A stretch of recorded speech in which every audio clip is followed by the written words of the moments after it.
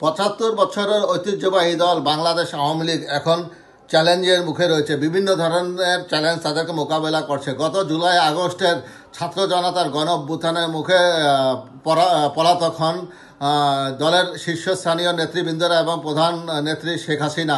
তিনি দেশ ছেড়ে ভারতে আশ্রয় নিয়েছেন, যার কারণে তারা এখন সুসংগঠিত নয়। তাদের অঙ্গ সংগঠন যুবলীগ, ছাত্রলীগ, স্বেচ্ছাসেবক লীগরা তারা এখন আতঙ্কের মধ্যে দিন কাটাচ্ছে। এই ধরনের একটি অনুসন্ধানী রিপোর্ট দিয়েছে কাতার ভিত্তিক টিভি আল জাজিরা।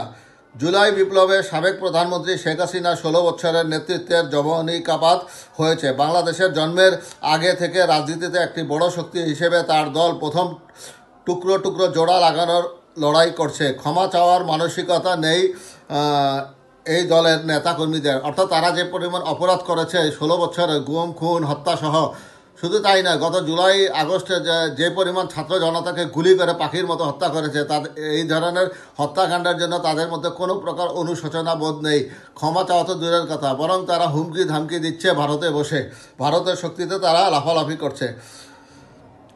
এমন হোমরা চোমড়া নেতারা, মাঠ পর্যায়ের নেতারা এবং কর্মীদের মধ্যে তীব্র বিভক্তি প্রকাশ করছে। আচ্ছা, যেসব নেতারা দেশের সম্পদ লুটপাট করে বিদেশে পলাতক হয়েছে, তারা মাঠ পর্যায়ের নেতাকর্মীদের সঙ্গে কোনো প্রকার সংযোগ করছে না এবং মাঠ পর্যায়ের নেতাকর্মীরা এখন আতঙ্কিত দিন কাটাচ্ছে এবং তারা তাদের স্ব স্থান থেকে সরে অন্যত্র গিয়ে আত্মগোপনে রয়েছে। কেউ কেউ অন্য পেশায় যুক্ত হয়েছে বলে প্রকাশ পেয়েছে। এসব নেতাকর্মীদের বিশ্বাস করেন কোথায় ভুল হয়েছে তা পিছনে ফিরে দেখা দরকার আওয়ামী লীগের।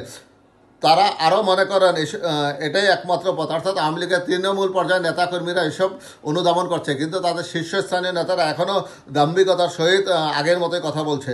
75 বছর বয়সী এই রাজনৈতিক দলটি তাদের সমস্যার সমাধান করে ভবিষ্যৎ নির্ধারণ করতে পারে, এই বিষয়ে অনেক নেতাকর্মী কথা বলেছেন। অনলাইন আল জাজিরায় প্রকাশিত আফটার দ্য ব্লাডশেড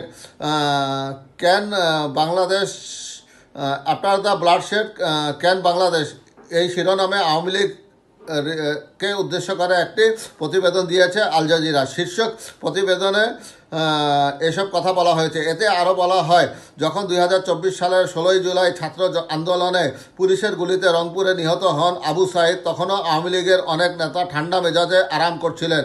তাদের কাউকে কাউকে তার অফিসে কোনো স্থানীয় কবি কবিতা পাঠ করে শোনাচ্ছিলেন। আবৃত্তির শেষে তিনি বলে ওঠেন, ওয়ান্ডারফুল। এর কিছু সময় পরে আবু সাইদ হত্যার তথ্য কোনো এক সহযোগী একজন নেতাকে জানান।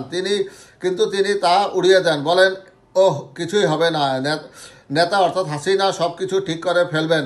এর মধ্য দিয়েই প্রকাশ পেয়ে যায় ওই সময় আওয়ামী লীগের উপরিমহলের মনোভাব। অর্থাৎ আওয়ামী লীগের প্রধান শেখ হাসিনার নির্দেশে এই হত্যা গুম চলছিল, সেটাই তাদের শীর্ষস্থানীয় নেতৃবৃন্দের মনোভাবে প্রকাশ পাচ্ছিল। অর্থাৎ মাঠ পর্যায়ে কী হচ্ছে তা তারা মোটেও আমলে নেননি।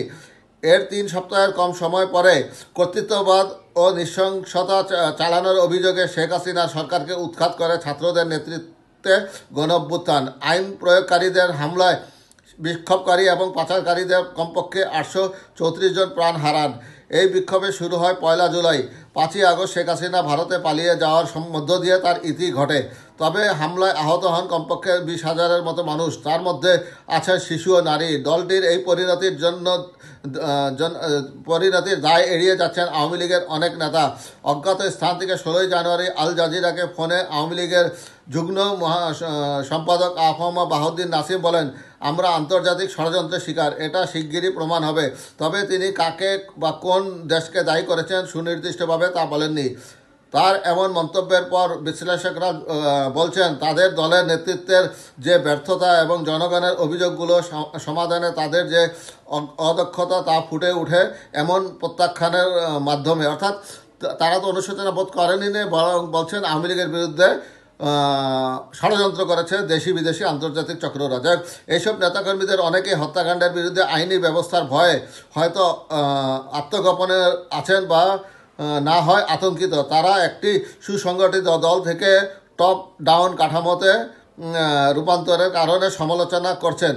তারা বলছেন এ কারণে দল জনগণের সেন্টিমেন্ট হারিয়েছে। 5ই আগস্ট যখন জনতার বিশাল ঢেউ শেখ হাসিনা সরকারি বাসভবনের দিকে অগ্রসর হচ্ছিল, তখন সাবেক প্রধানমন্ত্রী শেখ হাসিনা তার বোন শেখ রেহানার সঙ্গে গণভবন থেকে একটি সামরিক হেলিকপ্টারে উড়াল দেন। খুলনায় আওয়ামী লীগের ছাত্র বিষয়ক শাখা বাংলাদেশ ছাত্রলীগের স্থানীয় সিনিয়র একজন নেতা বলেন, যখন টেলিভিশনের নাটকীয় ওই পলায়নের দৃশ্য সম্প্রচার হচ্ছিল, তখনও কিছু নেতাকর্মীকে নিয়ে আমি খুলনার রাজপথে অবস্থান করছিলাম। আমাদের একজন সিনিয়র নেতা স্থানীয় এমপিকে ফোন করার চেষ্টা করেছিলাম, কিন্তু তার ফোন ছিল বন্ধ, অর্থাৎ তিনি ফোন বন্ধ করে মাঠ পর্যায়ের নেতাকর্মীদেরকে বিপদে ফেলে দিয়েছিলেন। তিনি বলেন, ঠিক ওই মুহূর্তে আমার মনে হলো আমাদের সঙ্গে প্রতারণা করছে আওয়ামী লীগের শীর্ষস্থানীয় নেতারা। 2024 সালের 23শে অক্টোবর শান্তিতে নোবেলজয়ী প্রফেসর ডক্টর মোহাম্মদ ইউনূস নেতৃত্বাধীন অন্তর্বর্তীকালীন সরকার নিষিদ্ধ করে ছাত্রলীগকে। এরপর খুলনার একসময় ছাত্রলীগের প্রভাবশালী একজন নেতা নিরাপদে আশ্রয় নেওয়ার ভয়ার্থে সফরের বর্ণনা করেন। ভুয়া একটি পরিচয়ে তিনি ঢাকায় পৌঁছান। তার আগে তিনি পালিয়ে চলে আসেন গোপালগঞ্জে। তিনি বলেন, আমার ফেসবুক অ্যাকাউন্ট, ফোন নম্বর সহ সব কিছু পাল্টে ফেলেছি। বেঁচে থাকার জন্য একটি ছোট্ট ব্যবসা শুরু করেছি। দল আমাদেরকে পরিত্যাগ করেছে, আর কখনো রাজনীতিতে ফিরব না। সারা দেশে তৃণমূল পর্যায়ে নেতাকর্মীদের মধ্যে তাদেরকে পরিত্যাগ করার এই রকম অনুভূতি ব্যক্ত করেছেন। বহু আওয়ামী লীগ নেতাকর্মী রয়েছেন নীরব, তবে আওয়ামী লীগপন্থী সংগঠন বাংলাদেশ কৃষক লীগের সহকারী সম্পাদক শামিউল বশির সামাজিক যোগাযোগ মাধ্যমগুলোতে রয়েছেন সরব।